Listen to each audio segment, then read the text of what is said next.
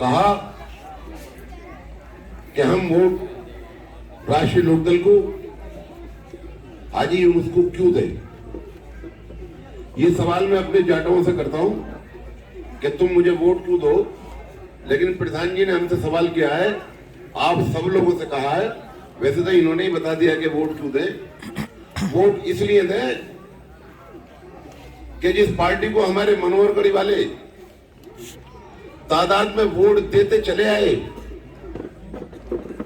आज मैं उन रस्तों में से गुजर रहा हूं। आप मेरे ब्लॉक में जाकर देख लें, जितने काम इस विधानसभा के जो विधायक रहे हैं उन्होंने कराए होंगे, उससे 2 गुना पैसे के काम मैंने कराने का काम किया।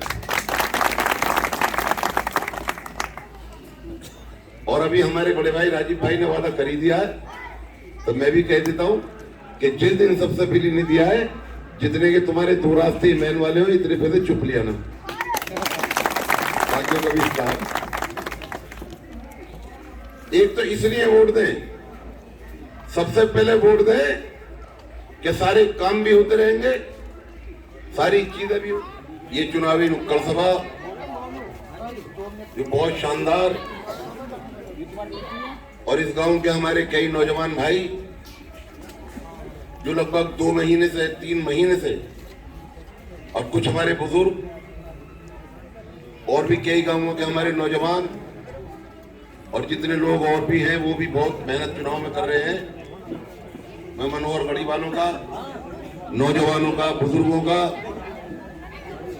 माओ बहनों का बहुत बहुत बहुत तहे दिल से शुक्रिया अदा करता हूं। इस समाज के हमारे बुजुर्ग सम्मानित अध्यक्ष जी, मंच पर तशरीफ फरमा, हमारे बड़े भाई, नाम ले तो ये चल जाएगा, देखो अब लगा दिया, आपके बाद मत लगाना, और शुक्रिया। और यहाँ पर तशरीफ फरमा हमारे साथ आए हुए बहुत सारे गांवों के सम्मानित प्रधान, सम्मानित पीडीसी, हमारे शाहनगर के प्रधान, अहमदनगर के प्रधान, कुठावली से छोटा भाई आसिम और सचिन गुजर, इरफान, अब नाम लेते लेते मैं सबके ले दूंगा, हमारे तेवतिया भाई, और जितने भी यहाँ पर नौजवान हैं, बच्चे हैं, बच्चों को बहुत प्यार, नौजवानों को, मंडोली वाले तो कोई हमारे चाचा जो बैठे हैं, एक दिन कोहरे में 6 बजे गए और मैंने बहुत मना किया, मैंने कहा तुम इन लड़कों से काम करवा लो, तुम मत जाओ, लेकिन मैंने तो 1 आध दिन की छुट्टी ले ली, इन्होंने नहीं ली है। आपने जब इस साल है हमारे, तुम लोगों ने ठान लिया है, तो ऊपर वाले ने चाहा तुम चुनाव भी जीतोगे और सरकार भी बनेगी। हमारे लोंगले वाले मुल्ला जी, हमारे ठेकेदार, बड़े भाई आजाद भाई, ये 2 जाती पीछे को लगी, तो इतने लंबे वैसे दिख जाए, इसलिए तो कर रहा हूँ, जब एक आध का नाम भूल जाएंगे वो शिकायत करेगा। देखो हमारे पार्टनर पीछे खड़े हैं, अरुण भाई, आवाज प्रधान दरियापुर, हाजी मुत्तहिर दरियापुर, और सचिन भी दुबकिया दिखे बोलने के नाम पे। चलो, जिनका नाम भूल गया हूं, रह गया हूं, आप युवानों में सबका नाम ले दिया, जिसका भूल गया उसके लिए माफी। ये चुनावी टाइम है, चुनाव का टाइम है, अभी हमारे प्रधान जी ने सारी चीजें भी होती रहेंगी, लेकिन अभी तक जिस पार्टी को तुम वोट देते थे, मैं उस पार्टी को बुरा नहीं कहूंगा जिसका नाम बीजेपी था। बीजेपी बुरी नहीं थी, मैं अपने प्रधान जी को बता दूं, जिन लोगों ने आकर देश में कब्जा कर लिया, किसानों को 13 महीने धरने पर बिठा दिया, किसानों पर 56,000 मुकदमे लगा दिए, अभी भी झूठा वादा कर कर के मुकदमे खत्म करे जाएंगे, कोई मुकदमा खत्म नहीं हुआ है। परसों जो चार्जशीट गई है उसमें हमारे 42 किसानों को 23 तुरों का मुकदमा लगाकर वो चार्जशीट भेजी गई है,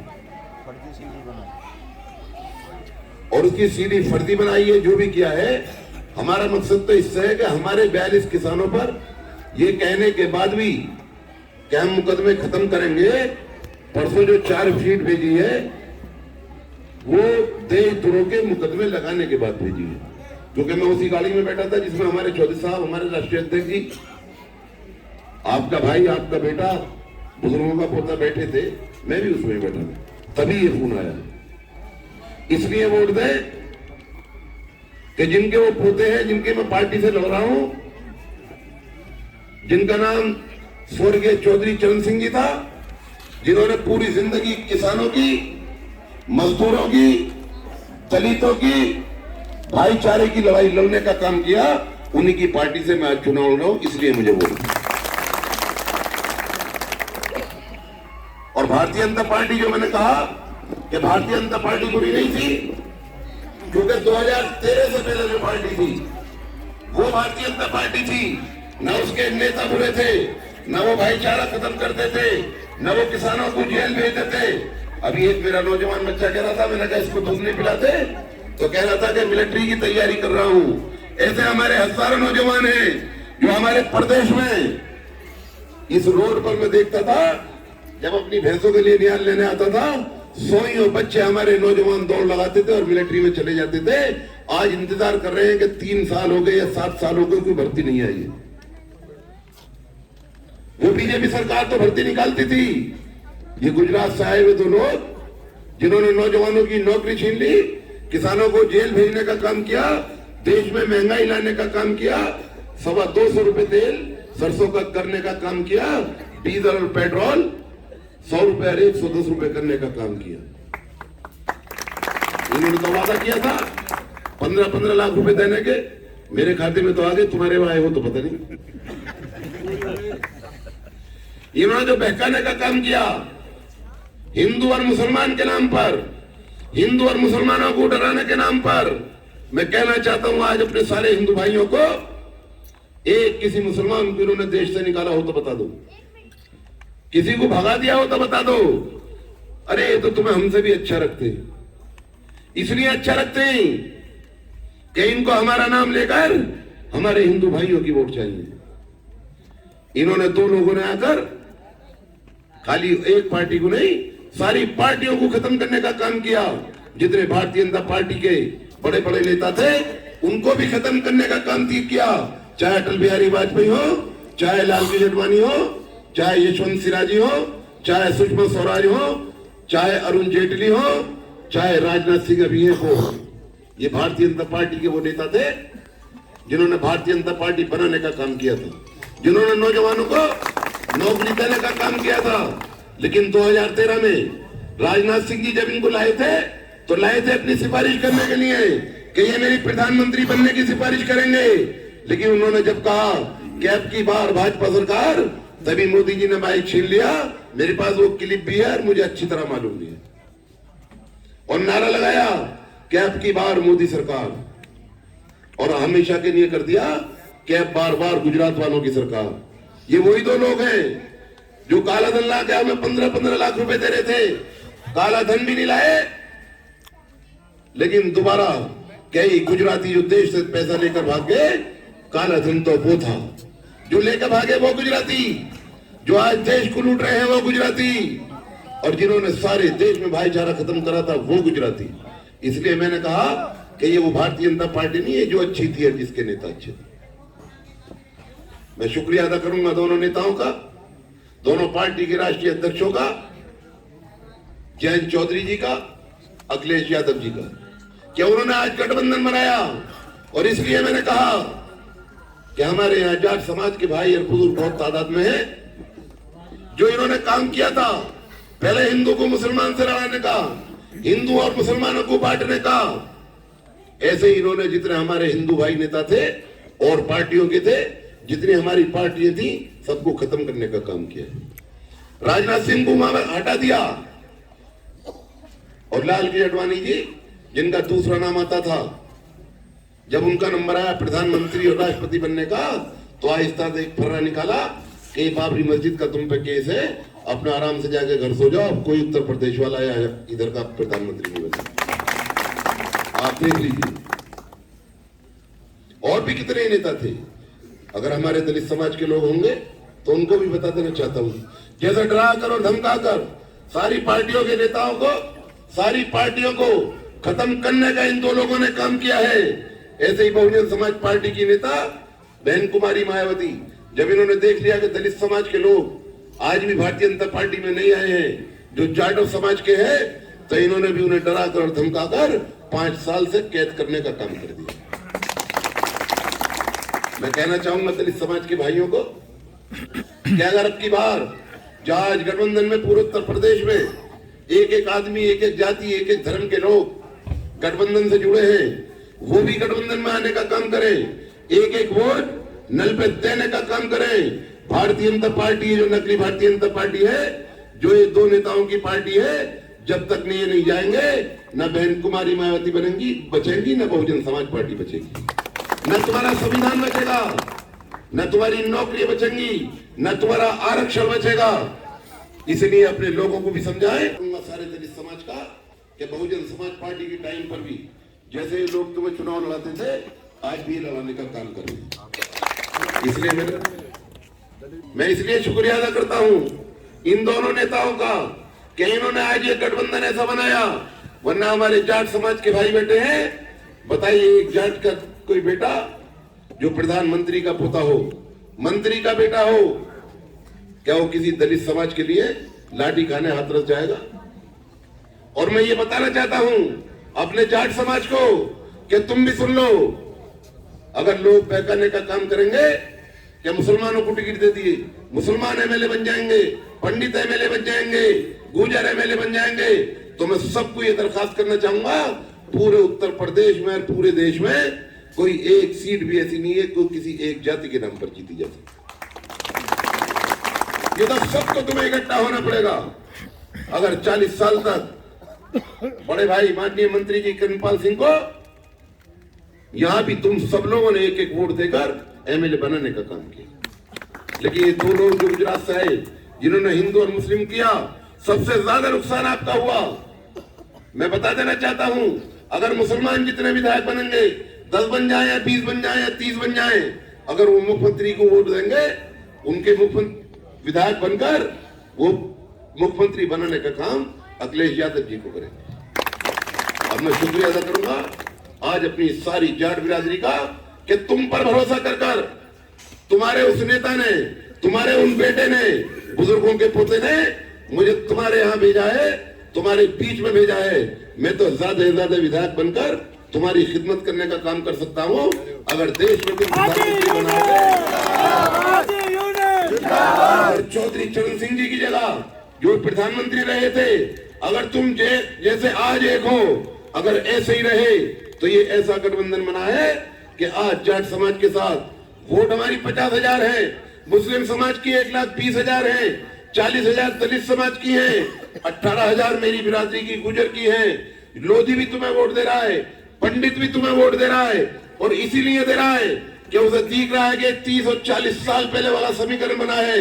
आज सारी जातियों के लोग जो परेशान थे, एक साथ तुम पर भरोसा कर कि हमारी जाट बिरादरी मजबूत है, इनका नेता ईमानदार है, इनका नेता शानदार है, प्रधानमंत्री का पोता है, देश में किसानों की लड़ाई लड़ने वाला है और नौजवानों की नौकरी लाने वाला है, क्योंकि खुद पढ़े लिखे हैं। इसलिए तुम्हारे सारी जातियों को साथ लेके चलना पड़ेगा, ये तुम्हारा काम होगा।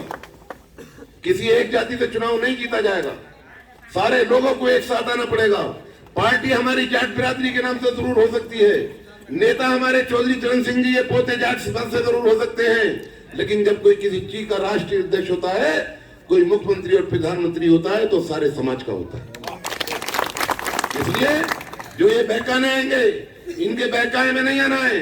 मैं तो राष्ट्रीय लोकदल का और उस आदमी का सिपाही बनकर आया हूं जो उससे ना भी कोई शानदार है, ना ईमानदार है, और न उससे कोई शरीफ नेता है।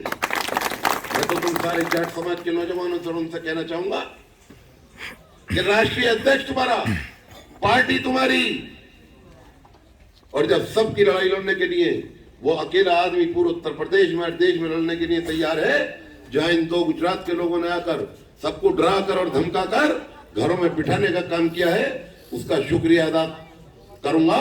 और ये रिझोड़े वाले हैं, इनका भी शुक्रिया अदा करूंगा कि आप देख लीजिए, क्या सारे के सारे लोग, आप अपनी 6 महीने पहले वाली लोकदल देख लीजिए, आप 8 महीने पहले वाली लोकदल देख लीजिए, जहां 4 पुलिस वालों ने तुम्हारे बेटे को, तुम्हारे पोते को और मेरे नेता को डंडे मारने का काम किया है।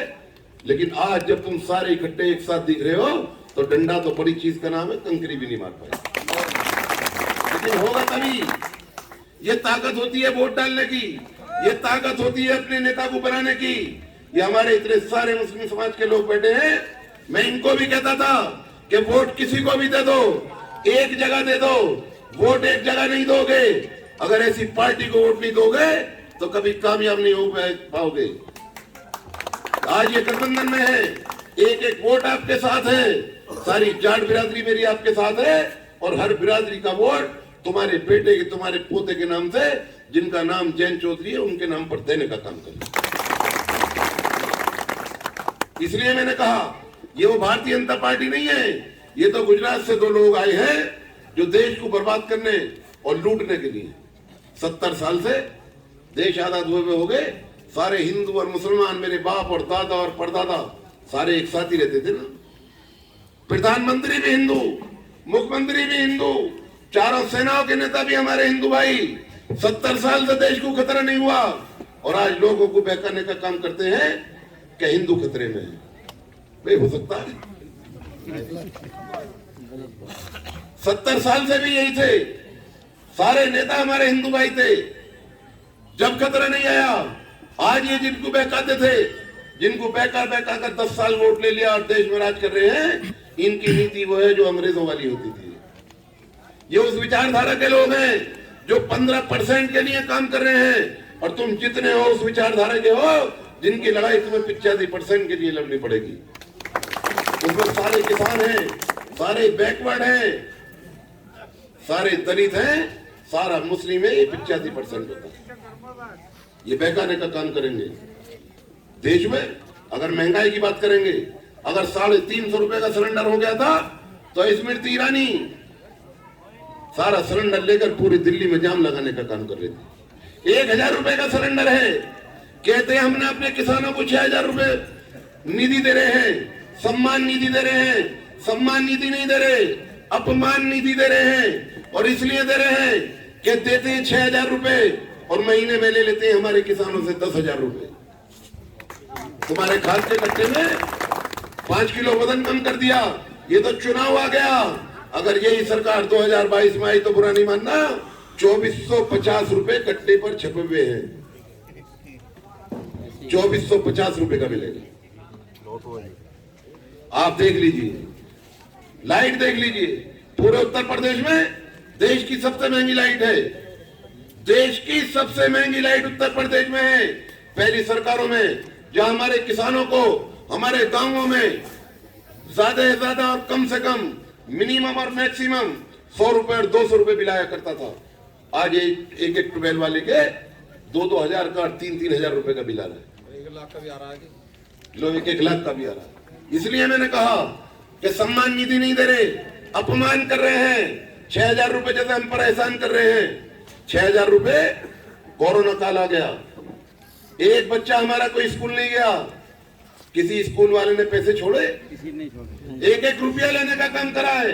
हमारे लोगों ने चाहे मकान बेच दिए, दुकानें बेच दी, बच्चों की पढ़ाई के लिए, भविष्य बनाने के लिए 1-1 रुपया देने का काम कर रहे। किसी ने नहीं कहा। कोरोना आ गया, 5 रुपए की टेबलेट 50,000 रुपए की बिकवा दी। 150 रुपए की जो गैस ऑक्सीजन आती थी उसको 1-1 लाख और 2-2 लाख की बिकवा दी, और लाखों लोग हमारे देश में मर गए। 750 किसान शहीद हो गए। इस प्रधानमंत्री ने, गृह मंत्री ने, किसी एक इस पार्टी के लोगों ने, आप जितने हो सारे किसानों बता दो कि एक बार भी ये कहने का काम किया हो कि हम उसमें कुछ कमी में बिठा दे लोगों को, यह कहने का काम। और प्रधानमंत्री ने कह दिया मेरी वजह से नहीं मरे, ये भी स्टेटमेंट। इसलिए सोचना पड़ेगा कि हिंदू और मुसलमान के नाम पर, जातियों के नाम पर, कभी जाटों से गुजरों को लड़ाएंगे, कभी ठाकुरों से पंडितों को लड़ाएंगे, कभी मुसलमानों से हिंदुओं को लड़ाने का काम करेंगे। अरे जब इसमें थक गए तो इन्होंने तो हमारे तुम्हारे भगवानों को भी बांटने का काम कर दिया। आप देख लीजिए नोटा में। इसलिए मैंने कहा कि ये वो भारतीय जनता पार्टी नहीं है जो 2013 तक होती थी। अगर लाइट की बात करेंगे, आज हमारे दोनों नौजवान नेता, दोनों किसानों के बेटे, अखिलेश यादव जी और जयंत चौधरी जी, जिन्होंने अभी घोषणा करी है कि हम 300 यूनिट लाइट फ्री देने का काम करेंगे। और 300 यूनिट मतलब जानते, 300 यूनिट जो हमारे घर में एसी और हीटर नहीं होंगे, 300 यूनिट लाइट उसके वहां फूक ही नहीं सकती। और जब ये अनाउंस कर दिया तो फिर कहते हैं कि कहां से देंगे। अरे केजरीवाल कहां से दे रहा है? हमारा उत्तर प्रदेश से 30 गुना ज्यादा है, रेट हमारे वहां सबसे ज्यादा है। कैसे नहीं दी जाएगी? पहले कैसे दी जा रही थी? पहले 200 रुपए बिल आता था, अब 2000 रुपए का आ रहा है, इसलिए इनके बहकाए में नहीं आना। अगर हमारे एक भाई कह रहे थे हमारे रास्ता बनाने की बात, तो मैं आपको बता देना चाहता हूं, 10 साल तक बुलंदशहर में विधायक रहे, पहली 7 साल में 64 करोड़ रुपए के काम हुए, क्योंकि सरकार थी। ये हमारे बहुत सारे गांव के लोग आए हुए बैठे। ये 2007 में हमारा एरिया नहीं लगता था, आप मेरे गांव जाकर देख ले, मैंने कमीशन लेने का काम नहीं किया। मेरे पास भी बहुत सारे स्कूल के लोग आते थे, 1 करोड़ दे दो 70 लाख वापस दे देंगे। हमने ये कोई ऐसा नहीं किया। ये सरकार नीति देती है, ये तुम्हारे और मेरे सारे खून पसीने के पैसे होते हैं जो हम टैक्स देकर गवर्नमेंट को देते हैं, उसके लिए वो काम करने के लिए हमें देते हैं। ये तुम्हारा कोई ऐसा नहीं करता कर कोई लगाता। इसलिए मैं एक ही बात कहूंगा अपने जाट समाज के नौजवानों को कि जिसका नेता नहीं होता वो लोग ऐसे होते हैं जैसे बेमाँ बाप के बच्चे होते हैं। तुमने इस 30 साल के बीच में जहां सारे लोग और तुमने प्रधानमंत्री बनाने का और अपने बेटे को मंत्री बनाने का काम किया था, इन 8 साल में जब तुम्हें कई लोग तुम्हें चिंता कर रहे थे, वो चरण सिंह जी के जमाने के लोग हैं। अभी उस दिन अंतर अगर गया था, कम से कम 10 मिनट में मुझे सीने दिलावा के छोड़ और कह रहे थे कि हमारे नौजवान बहकाए में आगे थे। जिनका नेता नहीं होता, जिनकी पार्टी नहीं होती, अगर उस जाति के लोग साथ में नहीं लगेंगे तो कोई दूसरा भी तुम्हारे साथ नहीं लगेगा।